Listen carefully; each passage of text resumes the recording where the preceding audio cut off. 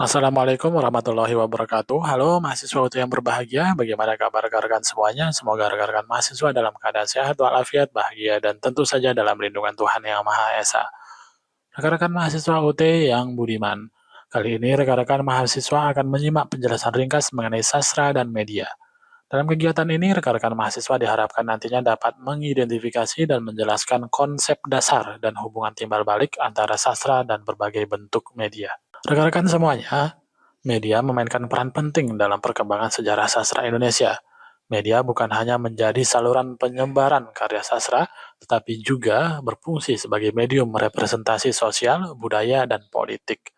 Media mengalami transportasi dari bentuk lisan, manuskrip, cetak, hingga digital yang masing-masing memberi dampak terhadap bentuk, isi, dan jangkauan karya sastra.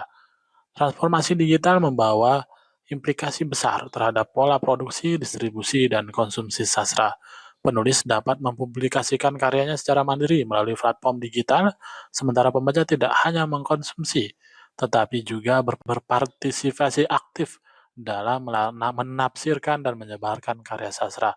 Fenomena ini menandai pergeseran dari model komunikasi satu arah menjadi partisipatif, menciptakan ruang kolaboratif antara penulis dan pembaca. Hubungan sastra dan media juga tercermin dalam praktik alih wahana atau adaptasi karya sastra ke dalam medium lain seperti film, sinetron, drama radio, dan game digital. Proses ini tidak hanya memindahkan bentuk penyampaiannya, tapi juga menginterpretasikan ulang makna karya dalam konteks yang berbeda, memperluas jangkauan dan relevansi sastra dan budaya populer. Hal tersebut dapat dilihat dari sejumlah karya yang telah dialihwahanakan menjadi film, sinetron, drama radio, dan bahkan game digital yang dapat disimak pada modul kali ini. Sementara itu, di media sosial, bentuk dan struktur karya sastra mengalami penyesuaian seperti puisi pendek atau cerita mini yang disesuaikan dengan karakteristik platform digital. Hal ini memperlihatkan bahwa media turut membentuk selera estetika pembaca kontemporer yang cenderung menyukai bentuk ringkas dan visual.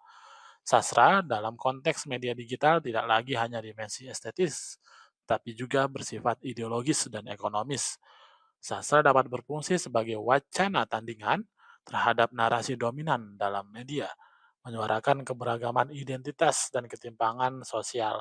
Pada satu sisi lain, sastra juga menjadi bagian dari industri kreatif yang menuntut pertimbangan aspek branding, pemasaran, dan viralitas. Hal ini menunjukkan bahwa relasi antara sastra dan media bersifat kompleks, tidak hanya saling mendukung dalam aspek ekspresi dan distribusi, tetapi juga saling membentuk dalam kerangka budaya, politik, dan ekonomi. Nah, rekan-rekan mahasiswa yang budiman, demikianlah penjelasan ringkas terkait materi tentang sastra dan media. Semoga penjelasan ringkas ini berguna bagi rekan-rekan mahasiswa UT yang budiman. Sebagaimana sebelumnya, untuk mengukur kemampuan dan pemahaman rekan-rekan mahasiswa terhadap materi yang telah dibaca dan disimak, rekan-rekan mahasiswa dapat mengukurnya dengan mengerjakan 5 soal latihan dan 10 soal pilihan ganda dalam kegiatan belajar kali ini. Semoga sukses, sehat, dan bahagia selalu. Sampai jumpa pada kegiatan belajar berikutnya. Terima kasih. Wassalamualaikum warahmatullahi wabarakatuh.